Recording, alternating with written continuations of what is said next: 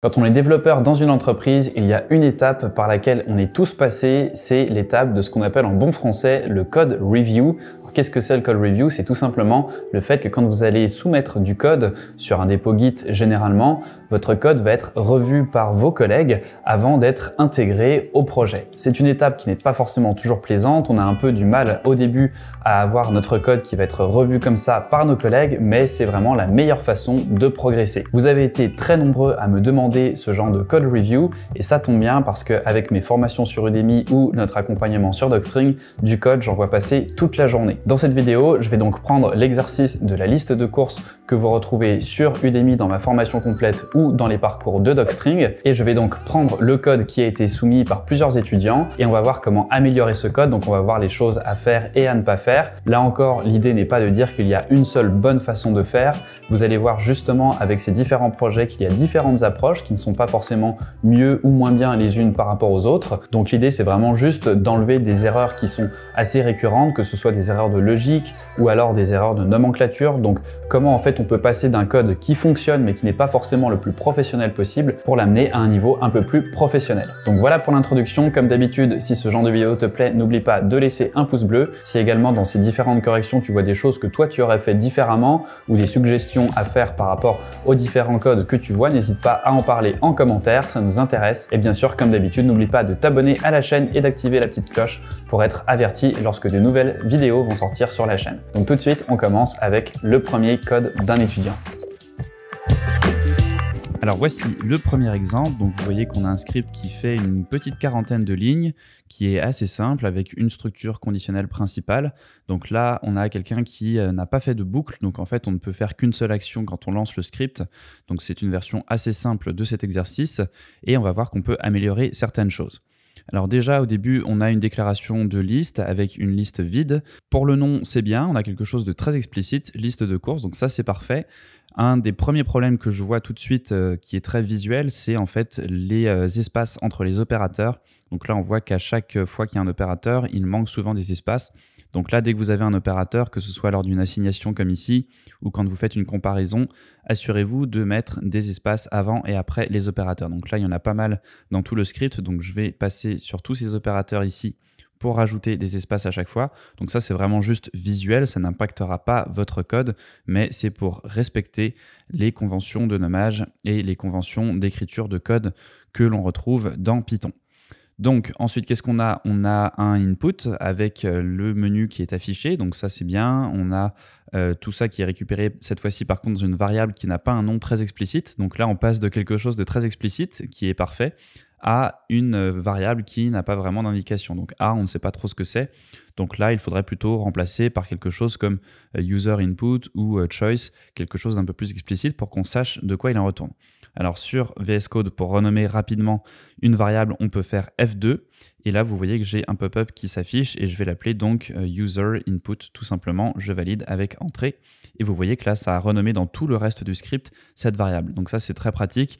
Ça évite de faire un search and replace, surtout sur un nom comme celui-ci. Si vous faites un search and replace sur le A, ça va le remplacer, vous voyez, à plein d'autres endroits où on n'aurait pas envie de le remplacer, comme par exemple le A de là, ici dans le texte. Donc là, en passant par F2, en sélectionnant cette variable, ça permet d'avoir un rename qui se fait de façon un peu plus intelligente. Donc on va l'appeler user input.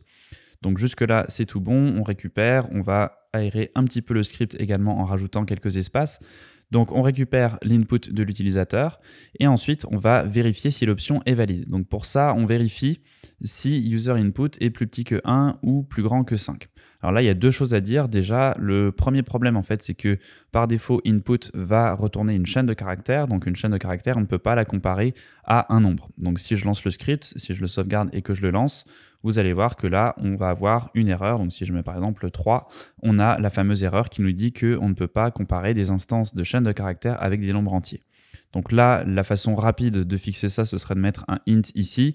Donc le problème de cette façon de faire, c'est que forcément, si on entre quelque chose d'autre qu'un nombre, le script va planter. Mais pour une version du script basique comme on a ici, eh bien, on pourrait rester avec quelque chose comme ça. Donc là, si je fais par exemple 3, cette fois-ci, ça fonctionne et on affiche bien donc la troisième option qui, dans ce cas-ci, permet d'afficher les éléments de la liste. Et la liste est vide, donc c'est normal que ça nous affiche ça ici.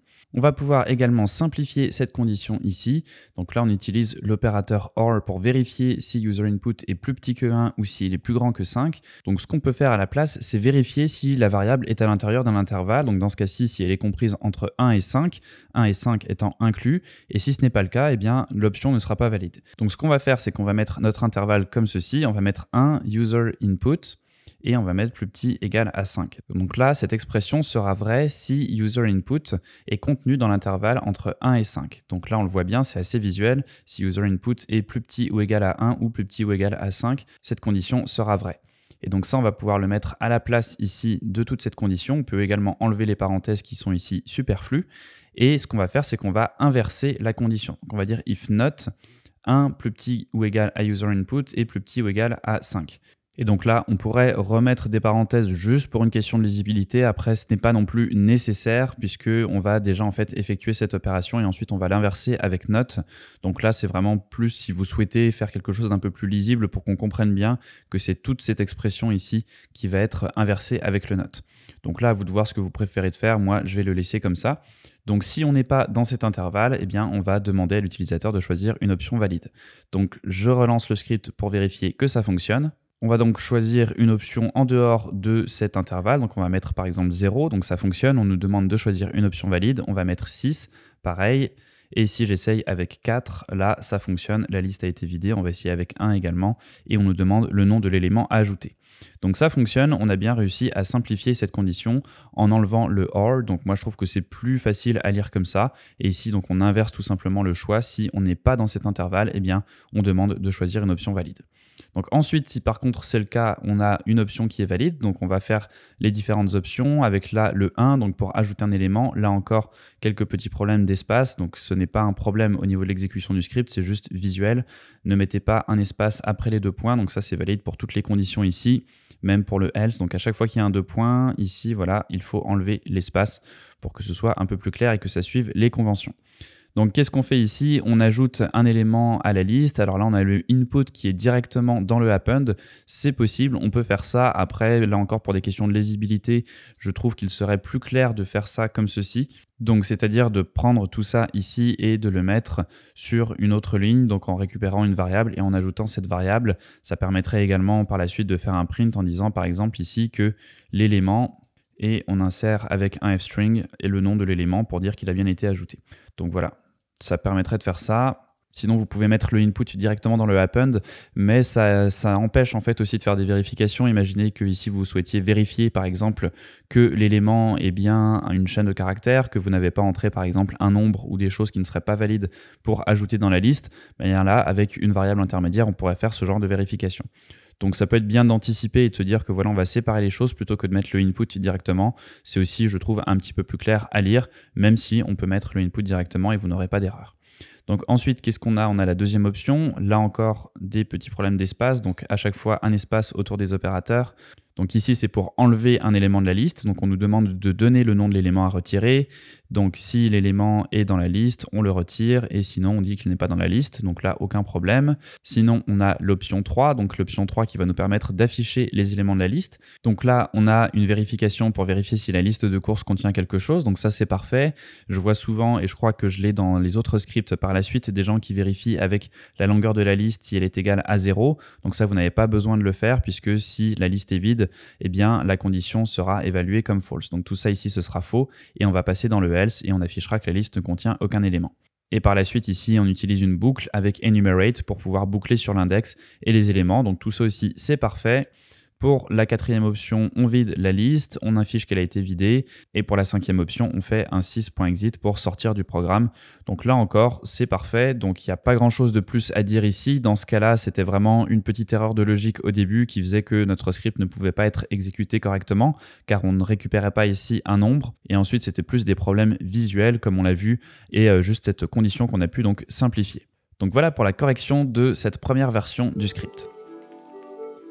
Alors pour cette deuxième version de l'exercice, on a quelque chose qui est déjà un petit peu plus complexe, avec notamment une boucle while qui permet donc de répéter l'opération. Donc ça nous permet de faire plusieurs actions à la suite en lançant une seule fois le script.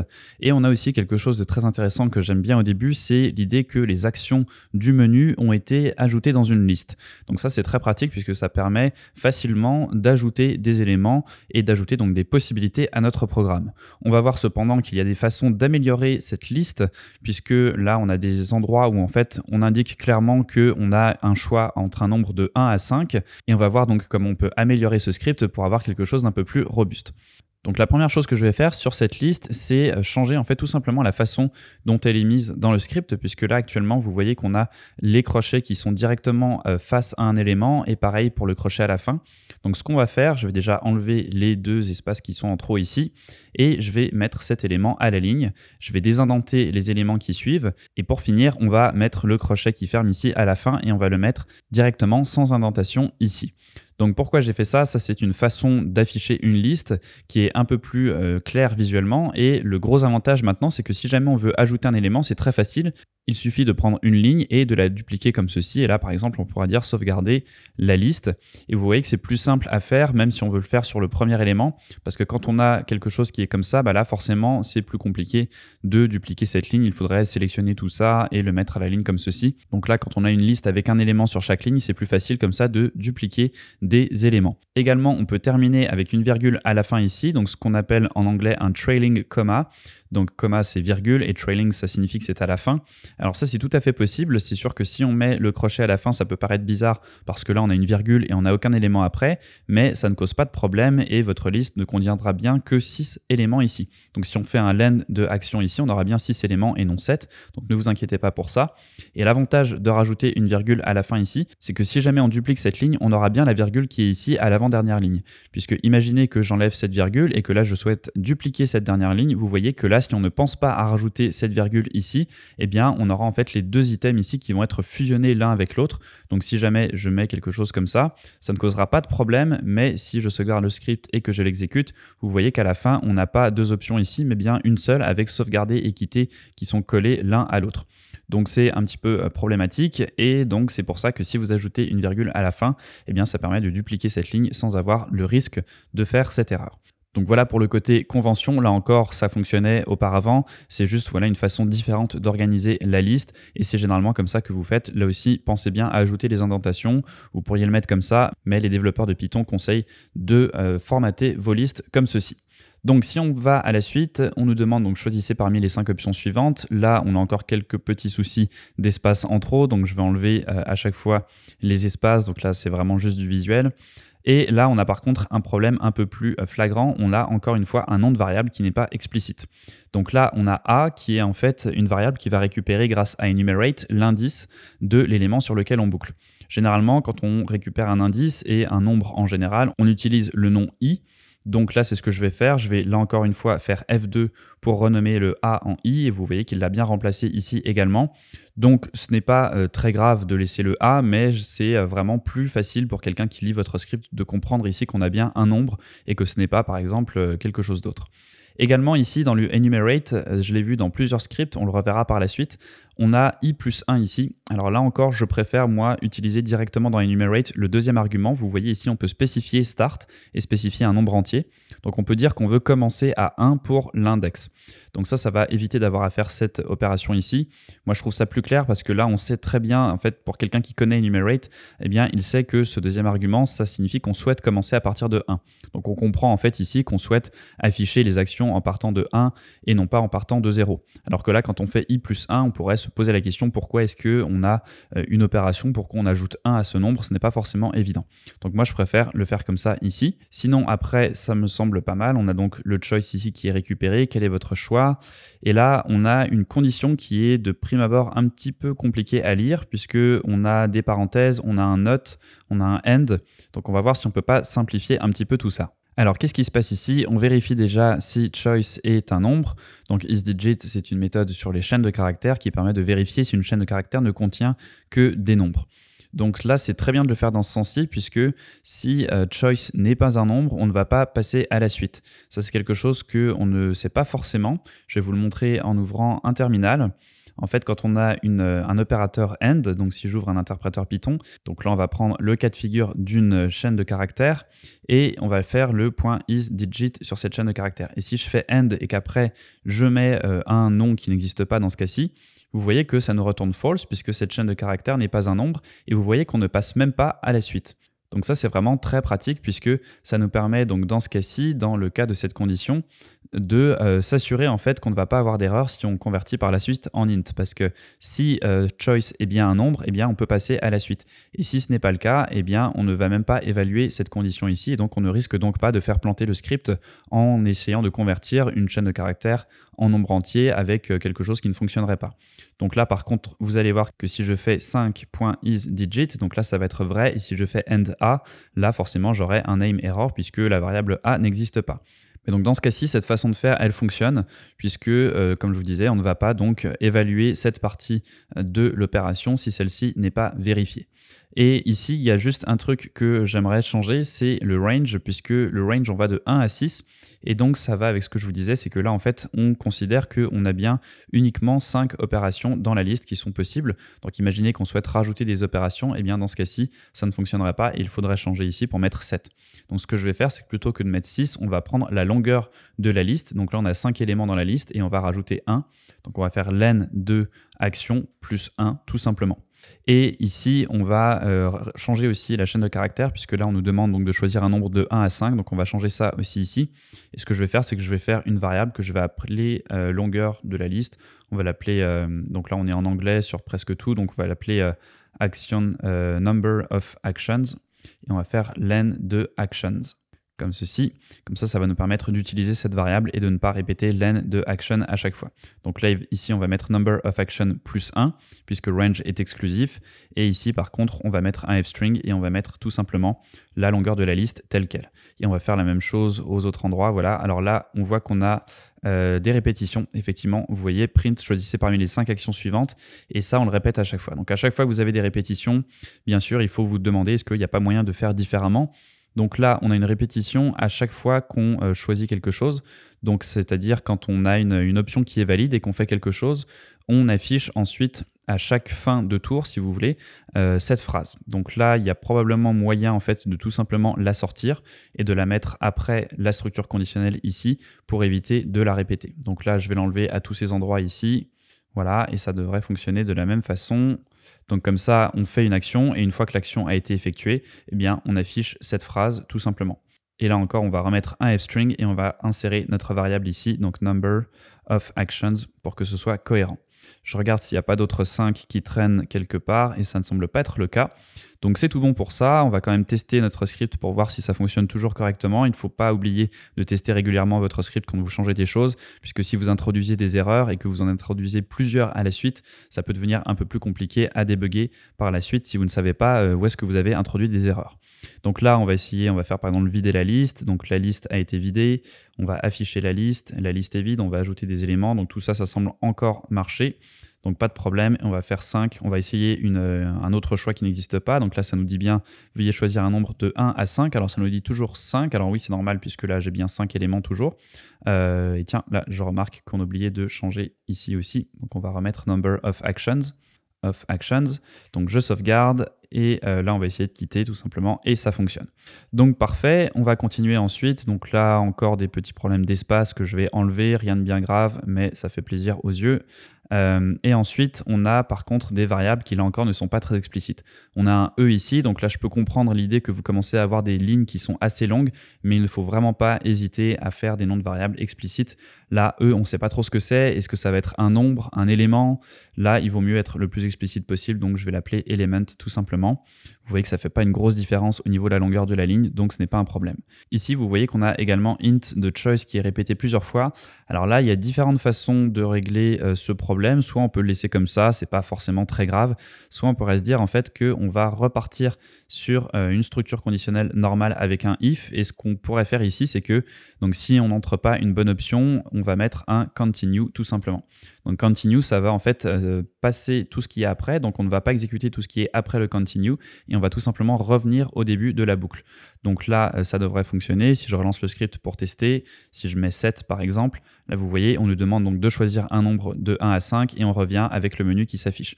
Donc moi je préfère ici peut-être cette façon de faire, de se dire que si l'option n'est pas valide, on continue, on revient au début du while, on raffiche le choix et comme ça va nous permettre ici, en commençant une nouvelle structure conditionnelle, de simplifier, donc de dire que choice est égal à int de choice. Donc ça, on peut le faire sans risque puisque une fois qu'on est arrivé ici, ça veut dire qu'on a bien un choice, donc quelque chose qui a été récupéré ici, qui est bien un nombre et qui est bien compris dans la liste des choix disponibles. Donc on peut sans problème convertir notre choix en nombre et là, ça nous permet d'éviter de répéter cette condition à chaque fois. Donc on peut juste mettre choice ici et là j'ai recréé donc la variable avec le même nom comme ça pour ne pas complexifier la chose. Donc ensuite qu'est-ce qu'on a? Donc là on ajoute l'élément, pour ça il n'y a aucun souci. Là pareil on va le renommer aussi, on va mettre element. Et vous voyez que ça l'a fait à tous les autres endroits, ce qui n'est pas forcément ce que je voulais puisque vous voyez que ça l'a renommé aussi dans cette boucle.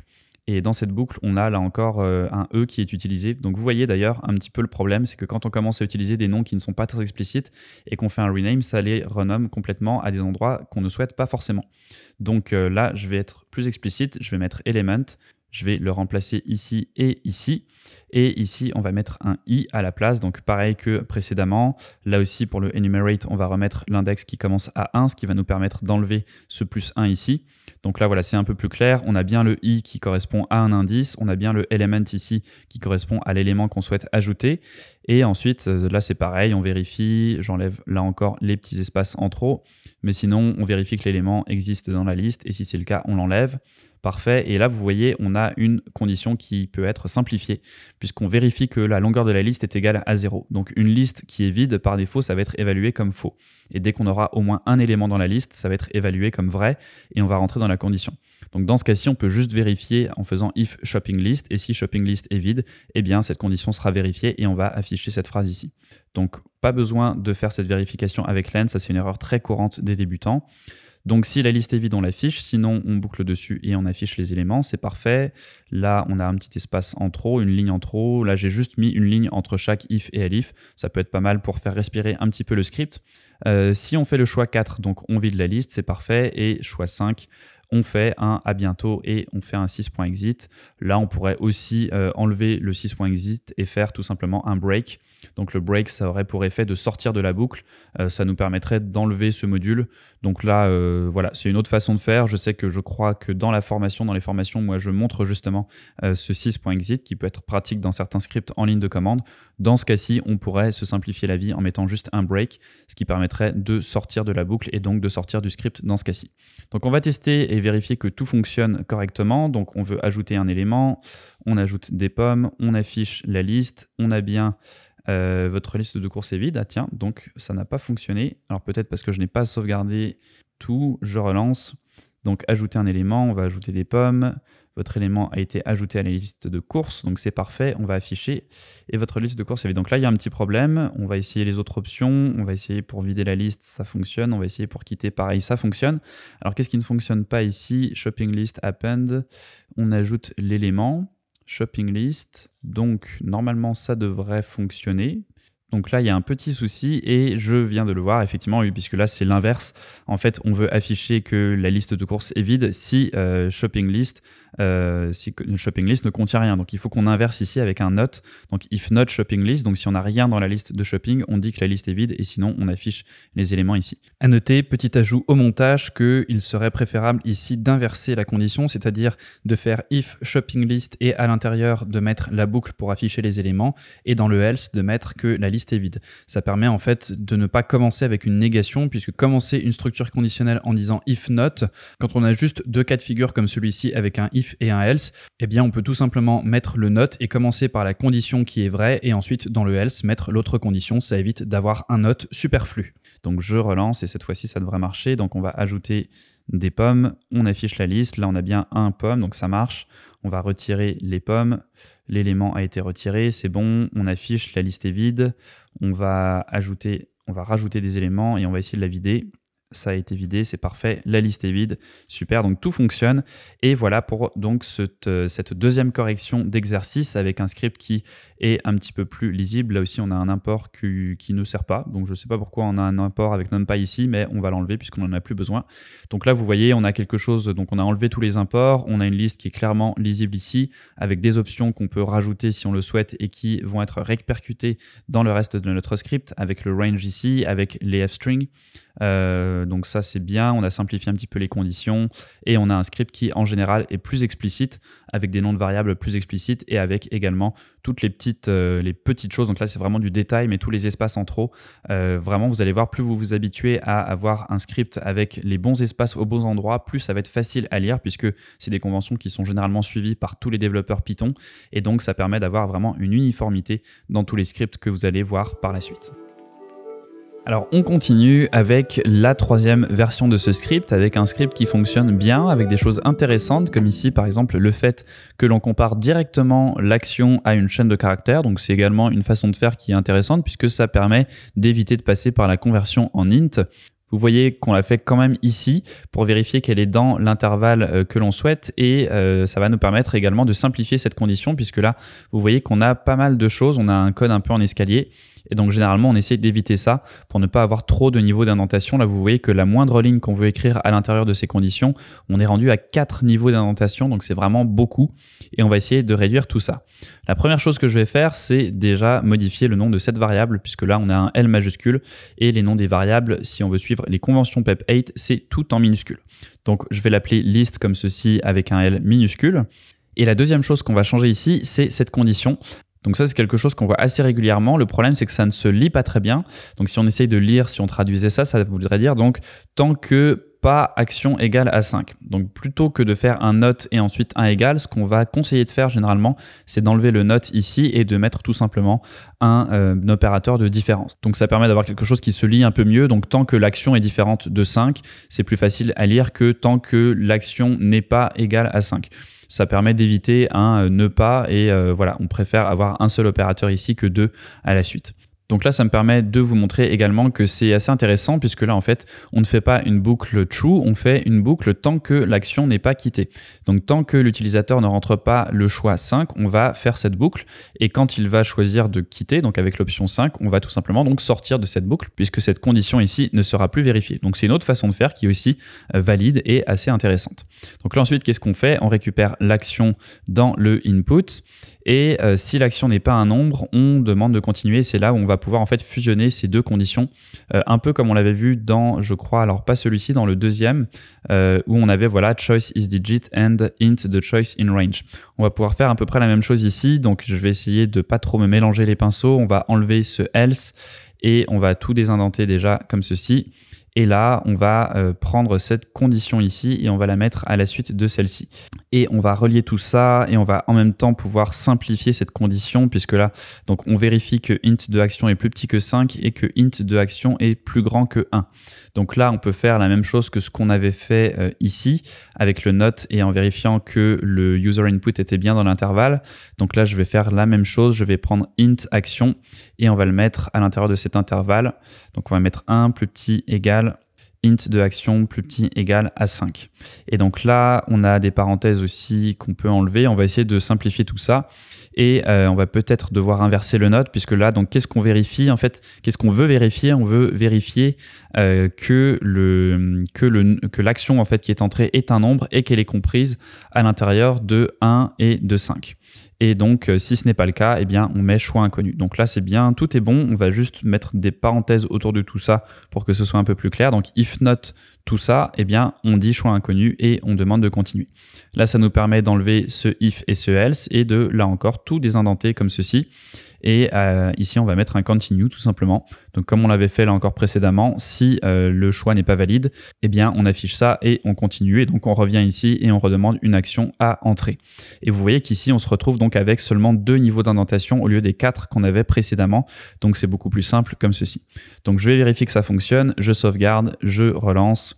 Donc, quelle action veux-tu faire? On va essayer de mettre 8 par exemple. Choix inconnu, ça fonctionne. On va mettre 0, ça fonctionne également. Si je mets test, ça fonctionne également. Et si je mets par contre 5, normalement, voilà, on devrait quitter le programme. Donc, tout fonctionne. Vous voyez qu'on a grandement simplifié déjà le début du script ici avec juste cette structure conditionnelle. Et ensuite, on peut passer à la suite. Donc là, qu'est-ce qu'on fait ensuite? On récupère donc l'élément. Alors là, il a été appelé add. Je trouve que ce n'est pas très explicite. Add, ça pourrait être le nom d'une fonction, par exemple, qui permettrait d'ajouter quelque chose. Donc là, je préfère l'appeler, là encore, element ou item. On peut l'appeler item pour changer un petit peu. Mais add, ce n'est pas assez explicite. Add, ça connote plutôt une action d'ajouter quelque chose. À la limite, on pourrait l'appeler plutôt element to add pour avoir quelque chose de vraiment explicite pour indiquer que c'est donc l'élément qu'on souhaite ajouter. Ça, ce serait pas mal aussi. Donc là, on récupère l'élément ajouté avec input. Ici, alors on fait un remove et on fait un list remove. Là, il n'y a pas de structure conditionnelle. Donc, si vous essayez d'enlever d'une liste quelque chose qui n'est pas dans une liste, vous aurez une erreur. Je vais vous montrer ce que ça donne. Si je lance le script et que je dis ici que je veux donc retirer un élément, si je dis donc pomme, l'élément n'est pas dans la liste et là vous voyez on a un value error puisqu'on ne peut pas enlever un élément qui n'est pas dans une liste. Donc là c'est pour ça que généralement on fait cette structure conditionnelle, on vérifie et là encore vous voyez on a un verbe et ça se lit pas très bien si on fait if remove in list. Donc remove c'est plutôt une action, c'est pas vraiment un item. Donc là on va également renommer ça et on va l'appeler item to remove. Donc ça, c'est un peu plus clair. Et là, pour garder une cohérence aussi, vous voyez que là, on l'a appelé element to add et là, on l'appelle item to remove. Donc ce serait peut-être un petit peu plus logique dans ce cas-là d'appeler l'élément item partout ou element partout pour garder une cohérence. C'est très important de garder une cohérence dans les noms des variables que l'on crée. Donc ici, on enlève l'élément, ici on fait un enumerate, on va rajouter le 1 ici à la fin, même si là il n'a pas mis l'opérateur plus. Pour commencer à 1 et avoir un affichage un peu mieux, on va le rajouter ici dans le enumerate. Ensuite, on a le list clear, le arrêt du programme, donc ça c'est parfait. On pourrait même enlever ce else ici et mettre l'arrêt du programme tout simplement en dehors de la boucle, puisque dès qu'on sort de la boucle, en fait, on va arrêter le programme. Donc ça permet d'avoir, je trouve, quelque chose d'un petit peu plus clair, puisque de toute façon, on se sert déjà de cette condition pour sortir du programme. Donc je trouve que ce n'est pas très clair si on rattache ça en fait au else, puisque là, je trouve que ça relie directement donc l'arrêt du programme à cette structure conditionnelle, alors que ce qui fait qu'on arrête le programme concrètement ici, c'est le fait que cette action n'est plus validée et non pas le fait que l'on choisit le numéro 5. Sinon, ce qu'on pourrait faire pour garder le else et avoir quelque chose de plus logique, moi je mettrais while true dans ce cas-là ici, et ici on pourrait dire if action égale à 5, et là on pourrait mettre donc l'arrêt du programme avec un break par exemple. Et là, je trouve que ce serait plus clair de dire, bon, bah, on boucle et c'est vraiment uniquement quand on arrive dans l'action numéro 5 que l'on sort du programme et qu'on l'affiche. Si on se sert directement de cette condition, ce qui est vraiment la meilleure chose à faire, je trouve, de ne pas avoir une boucle while true. Les while true, ça peut marcher, mais il faut vraiment savoir ce que vous faites parce que ça peut être dangereux d'avoir des boucles infinies. Là, ce n'est pas très dangereux parce qu'on a un input qui va arrêter à chaque fois la boucle, mais les while true, généralement, c'est quand même un truc un petit peu dangereux. Donc, je trouve ça très bien d'utiliser cette condition ici, mais dans ce cas-là, voilà, je préfère mettre le print en dehors de la boucle. Donc normalement, ça devrait fonctionner. On va tester pour s'assurer que c'est bien le cas. Donc on va ajouter des pommes, on va afficher la liste, ça affiche bien la liste, on va retirer un élément, on affiche la liste, elle est vide et on va rajouter un élément et essayer de vider la liste également. Voilà, donc si je l'affiche, ça marche bien, je quitte, c'est parfait. Donc tout fonctionne et on a pu là encore pas mal simplifier le programme. Si vous regardez le avant-après, vous allez voir qu'on est passé d'un script avec des conditions assez compliquées, avec un code en escalier, et là quelque chose qui est un peu plus succinct. Quatrième exemple de cet exercice, alors il n'y a pas énormément de choses à corriger dans ce script, mais je le trouvais quand même assez intéressant pour la façon dont il est construit. On va quand même corriger un ou deux trucs, je vous rassure. Donc la première chose qu'on va faire, c'est juste parce que ça me fait mal aux yeux, il y a un seul n à panier, donc je change le nom de la variable. J'en profite pour vous rappeler donc ce raccourci F2 sur VS Code qui permet de facilement changer le nom d'une variable à travers tout votre script. Donc là, qu'est-ce qu'on fait? On a une boucle while true. On affiche le menu ici et ensuite on compare donc directement ici à la chaîne de caractères. Et ce qui est intéressant, c'est que ici le choix invalide est géré directement dans cette structure. Donc là, on voit que en fait, si on choisit le choix numéro 1, 2, 3 ou 4, on fait les opérations voulues. 5, on fait un break. Donc là, c'est avec le while true. Donc là, c'est bien. On sort de la boucle et donc on sort du programme. Et le choix invalide est géré ici directement dans le else. Donc ça, c'est aussi, je trouve, assez intelligent plutôt que de faire plein de vérifications ici. Alors le désavantage de ça, c'est qu'on ne sait pas trop pourquoi notre choix ne serait pas bon. Dans ce qu'on avait avant ici, vous voyez, ici on pouvait dire voilà, le choix inconnu, parce qu'on sait que là on n'envoie pas une chaîne de caractères. Là, vous voyez, en faisant cette action, on peut précisément savoir pourquoi le choix n'est pas valide, et c'est précisément parce que soit ce n'est pas un nombre qui a été envoyé, soit parce qu'il n'est pas dans le bon intervalle. D'ailleurs, on pourrait également séparer un petit peu ces conditions pour avoir quelque chose d'un peu plus explicite à l'utilisateur, pour lui indiquer par exemple si le problème c'est que son choix n'est pas un nombre, ou parce qu'il est en dehors des choix disponibles. Donc là, on n'a aucune de ces vérifications qui est faite, donc si on fait un choix qui n'est pas valide, on aura juste voilà, choix invalide, peu importe les cas de figure. Sinon, donc pour le reste, le petit truc que je changerais ici, c'est alors déjà en fait, quand vous affichez plein de séparateurs comme ça, moi j'aime bien tout simplement mettre une chaîne de caractères avec un des symboles que vous souhaitez utiliser, et ensuite on multiplie. Donc on peut faire x25 par exemple, et en fait ça va multiplier donc ce caractère 25 fois, donc ça vous évite comme ça d'avoir des lignes qui sont assez longues, et si jamais vous souhaitez par la suite changer le caractère, bien c'est très facile, vous le changez une fois plutôt que de devoir changer toute la ligne. Donc voilà pour cette répétition. On pourrait même faire une variable séparator qui serait égale donc dans ce cas-ci à le tiret fois 25, comme ça éviterait là encore d'avoir une répétition. On fait juste printer cette variable de séparation, et comme ça on pourrait même l'afficher à la fin. Moi je vais la mettre à la fin de la boucle ici, comme ça, entre les différentes itérations de la boucle.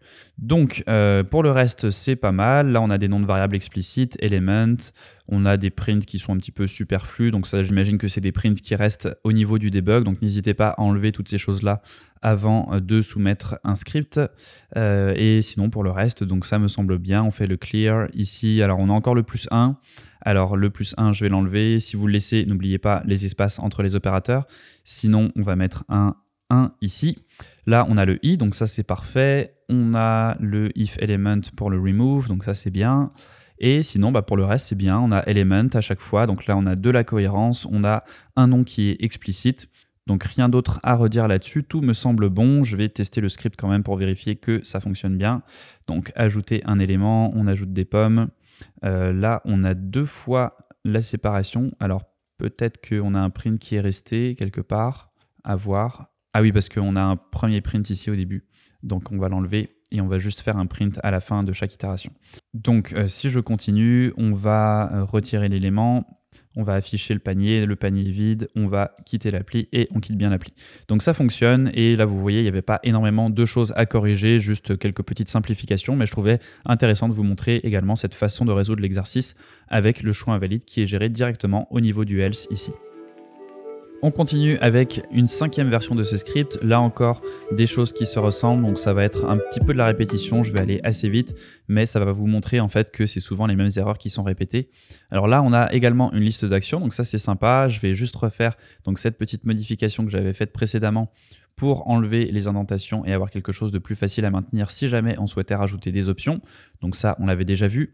Là, vous voyez que directement, on a bien quelqu'un qui a mis l'opérateur de différence, donc ça, c'est super. On a le i+1 là encore, donc là, je préfère le mettre ici. Les 5 options, là encore, on pourrait utiliser la longueur de la liste pour avoir quelque chose qui s'adapte un peu plus dans le cas où on rajoute des choix.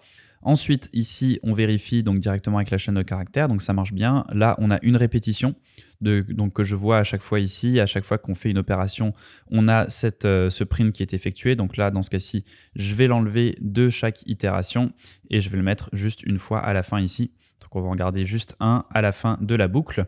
Là, pareil, on a le sysexit, on pourrait faire un break, ça serait à peu près pareil, ça éviterait d'avoir l'import. Sinon, on peut faire le sysexit, il n'y a aucun problème avec ça.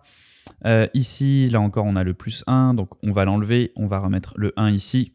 Là, vous voyez qu'on a bien le if not list, donc là, c'est parfait, ça nous évite d'avoir la vérification avec la longueur. On peut vérifier si la liste est vide ou pas juste en faisant if not list, donc ça, parfait. Là, on a bien le if retrain list pour le remove.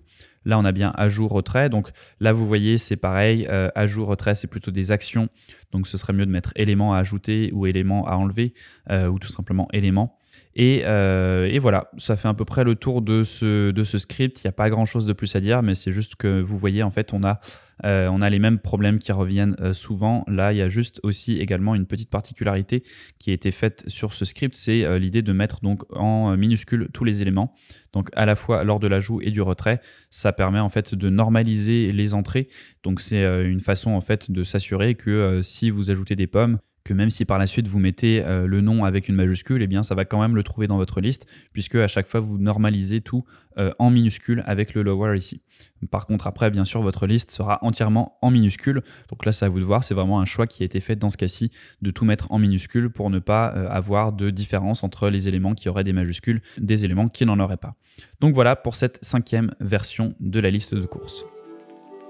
Et on termine avec cette 6e version qui est un petit peu un hybride, je dirais, entre toutes celles qu'on a vues avant.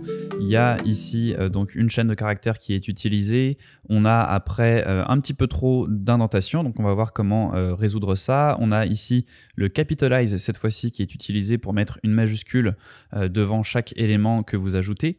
Donc différent du lower, mais vous voyez qu'on a la même logique ici et on a pas mal de petites choses à changer. Donc notamment ici au niveau de la condition, vous voyez que là on fait un not et ensuite un or, donc ça on peut le simplifier. On peut mettre le not en dehors, donc on va mettre le not ici, on va enlever ces parenthèses et on va mettre un end à la place. Et donc là qu'est-ce qu'on vérifie? On vérifie que le choice n'est pas dans le range de 6, donc on va là encore enlever ce not. Et je crois qu'on a une parenthèse en trop ici également. Donc voilà, j'essaie de voir où sont les parenthèses en trop. On a beaucoup de parenthèses ici, donc je les enlève toutes et après je vais en rajouter peut-être. Donc tant qu'on n'a pas choice is digit and int de choice dans le range de 6, de 1 à 6, donc tant qu'on n'a pas tout ça, eh bien on dit que le choix n'est pas valide. Là on pourrait rajouter des parenthèses juste pour bien signifier que c'est toute cette condition que l'on inverse, même si normalement ce n'est pas obligatoire si je ne dis pas de bêtises. Donc print ce choix n'est pas valide, on va tester déjà tout ça. Je lance le script, on va essayer de mettre 6, ça ne fonctionne pas, on met 0, ça ne fonctionne pas. On va mettre test et ça ne fonctionne pas non plus. Donc c'est parfait et on va pouvoir passer à la suite. Donc là ensuite qu'est-ce qu'on a? On a pas mal de répétitions aussi avec ce print, donc ça aussi on va l'enlever, je vais le sélectionner à tous les endroits et on va en mettre un seul à la fin, donc à la fin de la boucle ici. J'en garde un seul. Donc ça, on a déjà vu. Donc là, en fait, on a deux boucles l'une dans l'autre. Donc on va essayer de simplifier un petit peu tout ça. Là, vous voyez que ça nous refait un code en escalier. Donc ce qu'on va faire, en fait, c'est plutôt que de mettre toute la logique du code ici dans le else, on va plutôt faire une première boucle et on va considérer que c'est uniquement ce cas-là, le cas de figure dans lequel on veut boucler. Donc on va faire une boucle, en fait. Une boucle principale dans laquelle on va mettre cette boucle, mais il y aura juste cette boucle-là qui sera indentée, et après tout le reste de la logique sera au même niveau. Donc ce qu'on va faire ici, on pourrait commencer par un while true, on va pas s'embêter, et on va voir après si on peut pas juste reprendre cette condition ici à la place du true, et je vais mettre tout ça ici, et on va enlever le else, on va enlever cette condition, et on va pouvoir désindenter tout ça. Tout ça sauf le... Alors oui, on a un autre else ici, donc vous voyez, il y a pas mal de choses, pas mal de else les uns dans les autres, donc ça rendait le code assez difficile à lire. Donc là, je décale tout d'une ligne, on fait un while true, et voilà, donc while not. Donc là, on rentre dans la boucle. Ensuite, tant qu'on n'a pas un choix qui est valide, on affiche que le choix n'est pas valide, on redemande, et ben là, on n'a pas besoin de faire de continue, puisqu'on a un while directement. Donc, tant que cette condition n'est pas vérifiée, on va boucler à l'intérieur donc, de cette boucle ici. Et une fois qu'on a quelque chose qui est vérifié, on va sortir de cette boucle et passer à la suite. Et ici, on pourrait donc modifier cette condition. On pourrait mettre while choice différent de 5, comme on l'avait vu dans d'autres cas de figure. Donc, tant qu'on n'a pas choisi l'option pour quitter, eh bien, on va boucler et on va demander à l'utilisateur de rentrer un choix. Donc, on pourrait faire ça aussi comme ça.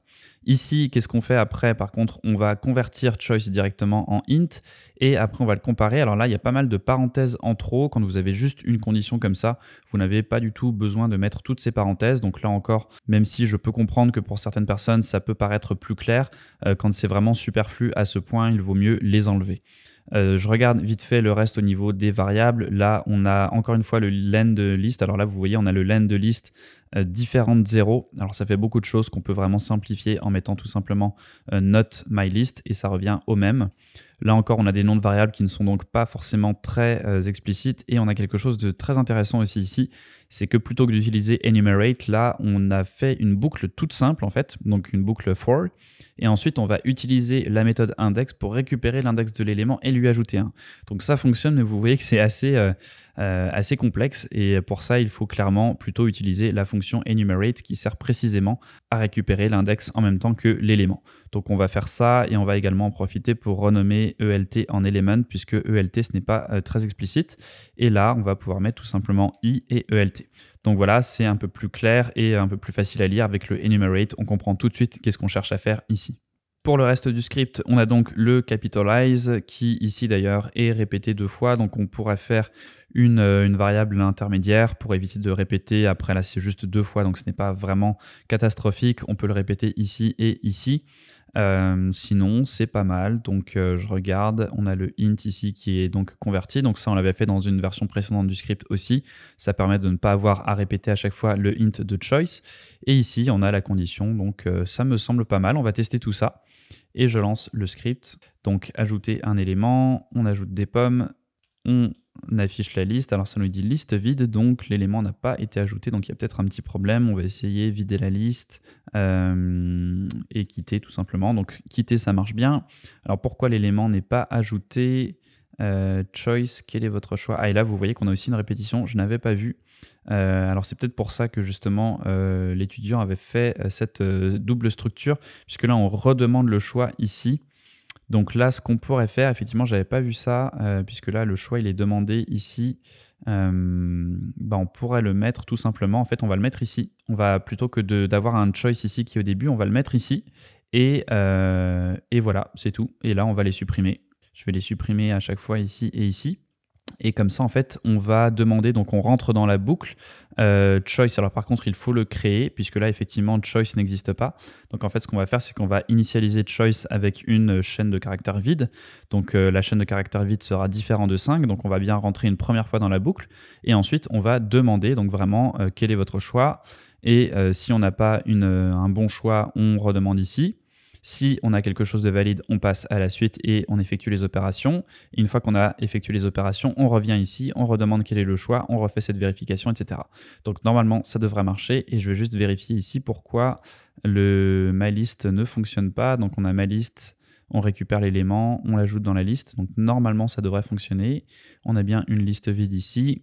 Et dans le... ah oui, alors là, puisque c'est différent, en fait, là j'ai mis not my list, mais en fait, là c'est on affiche les éléments, et sinon on affiche liste vide. Donc là, je vais enlever le not. En fait, c'est vraiment si il y a quelque chose dans ma liste, donc if ma liste, s'il y a quelque chose, ce sera évalué comme vrai, on va boucler, et sinon on affiche liste vide.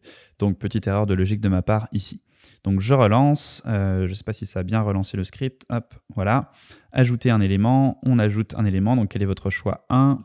On ajoute les pommes, on affiche la liste. Donc là, on nous redemande bien à chaque fois quel est votre choix. Donc ça fonctionne. On affiche la liste, on va supprimer un élément. On va supprimer les pommes, on va afficher la liste. La liste est vide. On va rajouter des éléments et on va cette fois-ci vider la liste. Et tiens, le vider la liste ne semble pas avoir fonctionné. Non, ok. Donc le vider la liste ne fonctionne pas et le quitter non plus. Quel est votre choix quitter? Alors là, j'ai peut-être introduit un bug. Je vais vérifier tout ça. Ah oui, parce que là, on a un else. D'accord. On a un else et donc là, on va faire un elif en fait. Elif choice égale à 4. Donc là, on clear la liste.